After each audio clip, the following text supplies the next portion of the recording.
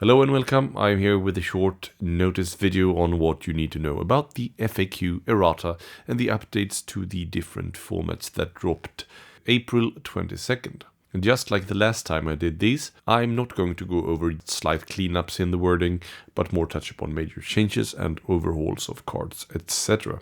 The first thing I wanted to mention is an addition to the wording of out of action on page 36, which clarifies that unless otherwise specified, fighters that are out of action, including that fighters upgrade, do not count towards satisfying the condition on objective cards. So the addition here is the part with the upgrades, and it's not an overhaul really, but more of a clarification thing. Next one is to Skitterscurry from Spiteclaw Swarm. Here they have clarified that this can't be used to break up an enemy fighter's super action, but clarified that super actions only end if it's during friendly fighters' super actions, since we previously had the niche case that when you get to do a reactionary move action to an enemy fighter's charge, for example, you would then end that super action, which was obviously not intended. So that's a very nice clarification as to not see that situation being abused. Next one is to the Stab Lads, Herc the Howler's Roar of Kragnos ability. This one has been buffed as they've removed the part when you can't react to his super action, which I think is a nice addition. Basically, before you were pretty much forced to do a silly move to get your fellows assisted or guard or something. I like this one a lot.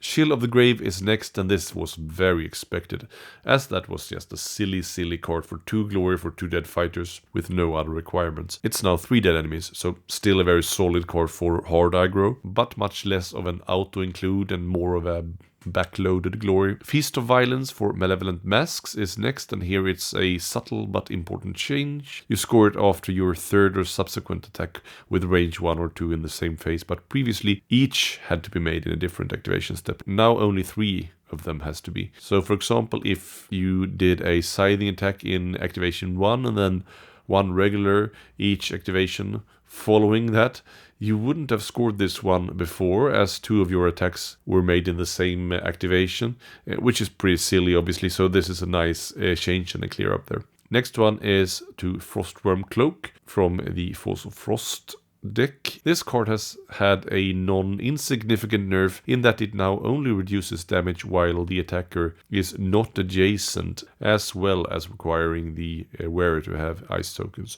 So yeah, definitely less of an auto-include now. Next one is to Vitrix's Eye from Malevolent Masks. Here the text, "This is not a super action," has been added, and I honestly don't understand why. Please chime in. Did anyone think it was a super action? Next one is to Freeze Thaw Finish, which if memory serves has already had one errata, but that might have been an FAQ actually. Anyway, now the card has been restricted in that you have to choose an enemy fighter within one of a block text or the feature token you just placed with this spell, where you previously could ping an enemy fighter within one of any feature token. This is sensible for sure, even though it still required line of sight before. You basically had unlimited reach with the ping damage previously, which was a bit much. Next couple of cards is to F-Limbs. First up, Arcane Mastery, which now requires you to have cast 2 or more spells with the same friendly fighter rather than just your second spell. That's a nerf for sure, with several fighters being able to cast spells even though they are not wizards. But casting 2 spells with Ephelim, but not necessarily Ephelim, is still very doable. Next one is to Glorious Change, and this card has gone from a hybrid to a dual, which makes it a lot tougher to be scored, even though I think it's still quite a solid card, but it was a bit much for 2 Glory previously, I would argue. And lastly for Ephelim, Rampant Spellcasting has also been made a hybrid, which I am on the fence on. It's maybe a bit too harsh honestly, but I'm interested to hear what you think about this. You need 3 spells cast and no power cards in your hand, and 3 gambits in your discard pile for 2 glory. Since spells cast means successfully cast, doing that while also fulfilling the second part, maybe that's a bit much, and you're much more at the mercy of a good draw.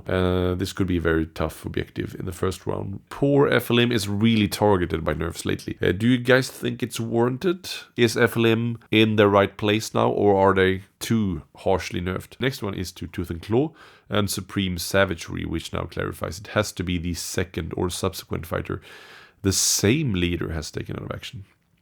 This might seem like a weird and unnecessary clarification, but when you think about it, we have a couple of situations where leaders can fluctuate, not least in Indomitance, where basically the one who are inspired becomes the leader, so this objective was made a lot better for them specifically, and I guess also with Spiteclaw Swarm now that Kirk becomes the leader when Squitch dies, so yeah, this is to negate those situations. Carver Path has seen exactly the same clarification there, so yeah, keep that in mind as well.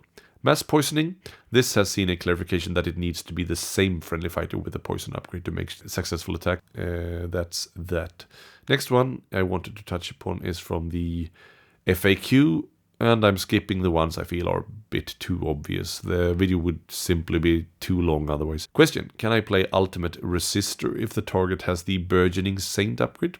So answer is no. So this is a ploy that right at the end says to uninspire the target, and the upgrade mentioned here specifically says the upgraded fighter can't be uninspired, so this triggers the general rule of if you can't fulfill the text on the ploy, you can't play it. Next one that is interesting and worth mentioning is this question. I want to resolve multiple abilities at the start of the round. Some are reactions, some are not. Do I resolve the abilities first, then resolve the reactions afterwards in the reaction step following that? Answer is yes. I'm sure this is in the rulebook, but I still think it's worth mentioning since the order there can be important from time to time. Another one clarifies that an attack action is still counted as successful even if the damage is reduced to 0, as long as it's not ended before the determined success step, basically. It also states here that you can't choose Daintalos to do Dance Dynamic with the Maskborn Gambit or Drom to do his Enrage action. This feels more like an errata more than an FAQ, because if I read Maskborn as worded here, they totally should be able to do those actions. But anyway, I guess you now cannot. It also clarifies here that you cannot do the Vitrix's Eye as part of a charge. This is how I've always played it, but I guess it's not super clear cut on the card, so it's good to have that out of the way. Let us now check the upgrades to the format rules. Let's start with Rivals. The Deadly Depths rival deck now sees rotation, but no one will mourn its passing, I believe.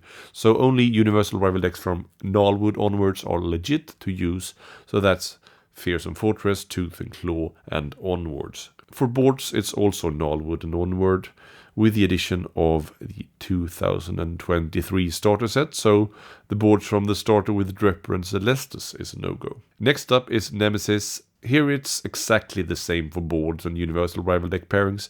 The only thing to consider here, in addition, is that the revamped warbands must use the revamped decks and fighter cards. So that's Fast Rider, Sepulchral Guard, and the recently updated warbands in the Rivals of the Mirrored City. For Relic format, I'm only going to talk about the sub-format Championship from Gnarlwood and onwards, as well as cards from the Essential Card Pack, and the same selection of boards as mentioned in the previous format. No new cards have been restricted or forsaken since the last upgrade. That is it for today. If you have any questions or want to point out any misreadings or whatnot, please do so below. This is me again, chiming in to thank you for watching the video. Please don't forget to like, subscribe and comment. All of those things help me out immensely.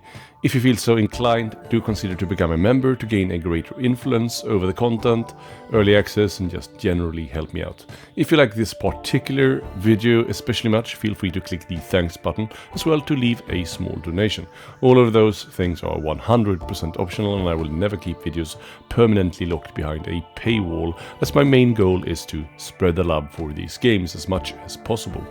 A special thanks to my members, whose legendary names are scrolling right before your eyes at this very instant. Don't forget, the games are not only about winning, but also creating unforgettable memories with your friends and opponents. That's it for me. See you soon. Bye bye.